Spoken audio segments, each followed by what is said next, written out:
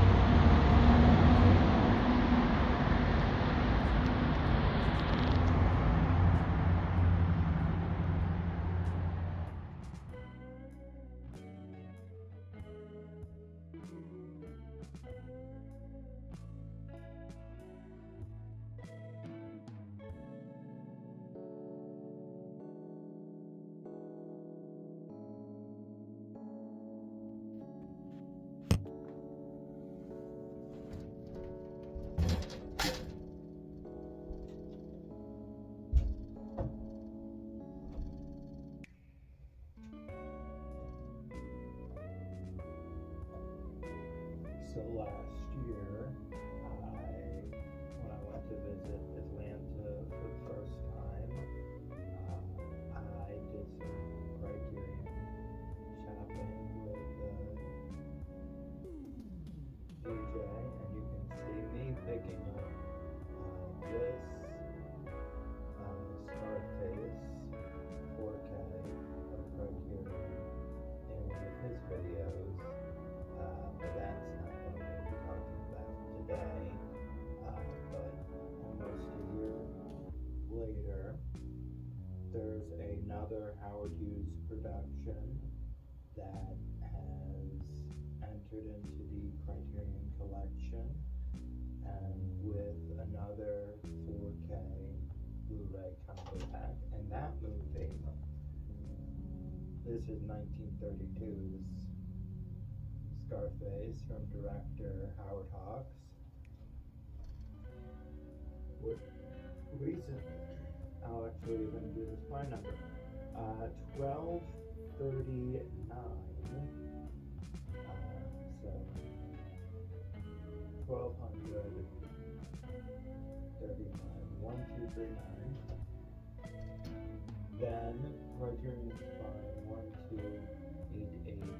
1288 is Hell's Angels, which is a big Howard Hughes production, and not only Howard Hughes production, this was directed by Howard Hughes. This is 1930s Hell's Angels, and it's both distinctly a movie made in the early 70s.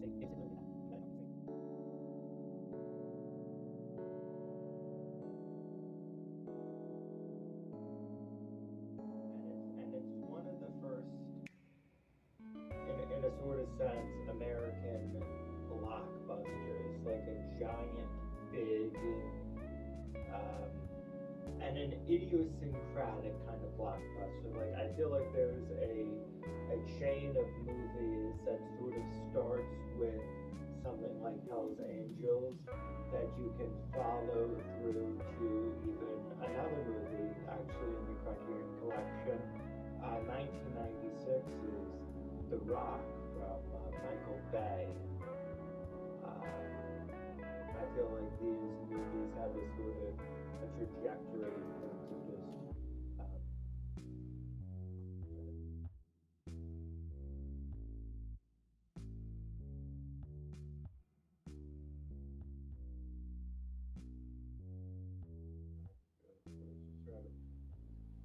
there's a lot of footage in this movie that's really breathtaking. There's some interesting things visually done with how the flames are rendered, but just broadly speaking, Howard Hughes did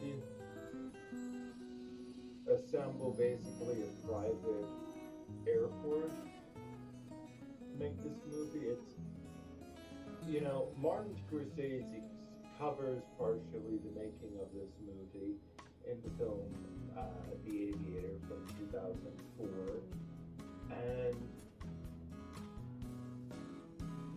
it's sort of it's almost like a more romanticized version of events, but also if you're wondering like why, I would say to maybe watch some of that, or even just watch this in 4K because it's really, I mean, and this is even more of a subtle thing. I think this might have been one of the things that James Whale was involved in because there's a lot of different. Howard Hughes is not necessarily the director across the board at all times, although that's, I mean, he is. I wasn't there, but I think in some of the more dialogue-y scenes, some of that was staged by credit for, I believe, director, although it could be a different guy, James Whale, but I'm pretty sure it's the same James Whale who did a number of movies. The Old Dark House, I think is one of them. The 1931 Frankenstein. But there's a section of the movie that's in color and features the old color. Seeing it now in 4K is like, wow. That, like, it's, but you have the time in 1930. They're presenting on this a new 4K digital restoration of the Magnascope roadshow version of the film. And just to imagine what that would have been like to see this originally, you know? Because it's, I think, been largely available. I think this might even be in the public domain, and not really as, not as good-looking editions of the film. But there's just a lot. The Zeppelin, the rigid airship in the film, just looks fantastic. There's a scene involving a lot of flames that brings to mind. Well, there's a scene involving a lot of flames where you're just getting this really just, wow, that, and even just to reiterate this, because I'm out of my depth in other regards, but it's possible that some of the aerial stuff, and I mean, I've read a few books on Howard Hughes, but I've sort of forgotten. Oh, God damn it.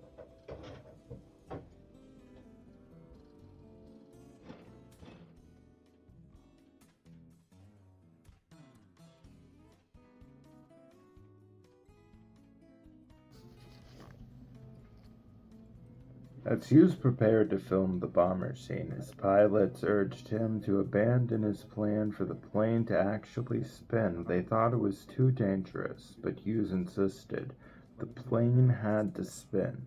The movie required it. Despite the danger, one adventurous pilot, Al Wilson, volunteered to fly the mission. To produce the effect on screen of a burning plane, Hughes needed someone to lie in the fuselage near the plane's rear to work a series of smoke pots. He found his man in Phil Jones, an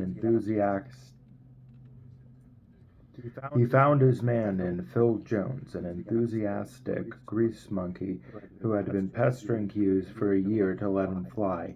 Both pilot and mechanic were fitted with parachutes and told to bail out when the plane went into the spin. They took their positions in the Gotha, which was actually a Swarovski, disguised to resemble the German plane, and took off.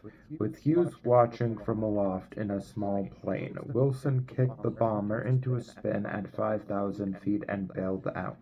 For some reason, Jones either missed the signal or was unable to get out of the plane. The bomber screamed to earth and crashed in a field. Hughes made an emergency landing near the wreck, his propeller casting clouds of weed tops, and rushed to the burning plane to get Jones out. The mechanic was already dead. Wilson's pilot's license was temporarily revoked by the Department of Commerce, and the Professional Pilots Association demanded his resignation. Hughes had a scene for Hell's Angels that no one would ever forget. It was 1929, the movie was now nearly finished, and suddenly quite obsolete. And there's a lot of really interesting things going on because the production of the movie had been, I think, going since 1927, maybe even 1928. But I feel like it really, yeah, when Hell's Angels was completed early in 1930, Hollywood was gossiping and scoffing, laughing up its sleeve, as one observer put it. It had become the movie colony's favorite joke. With 2.5 million feet of film shot for a 15,000-foot movie, people chuckled about meeting a 105-year-old man who is thought to be the only living person who could remember when Hell's Angels started.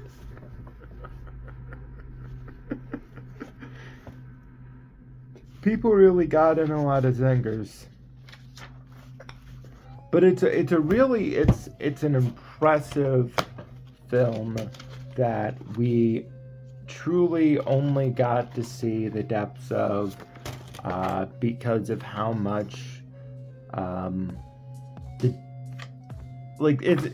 Howard Hughes has sunk a lot of money into this movie, a lot of time, and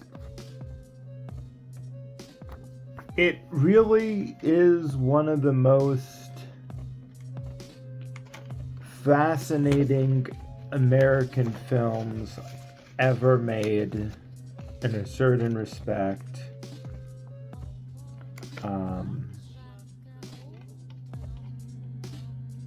And something that I don't think we're ever going to quite get again to that same like we have Bezos doing weird things, but like there's no one who's really to this extent been like as much of a I am going to make a film epic, you know? Like Elon Musk isn't gonna make Ben-Hur.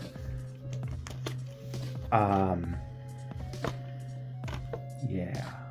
Which isn't to say that Howard Hughes is like cool or good, but this is a really well-made and fascinating movie, and the 4K is really incredible to watch. Yeah. It did fittingly take more than one what is it? It took me going to more than one store to where I could find this, although I did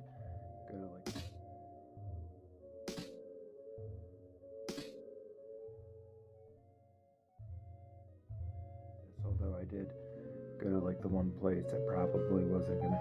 That's not important. See it's like a tiny. You can't really see it. It looks amorphous, but it's supposed to be a fox. See? Say you fuck.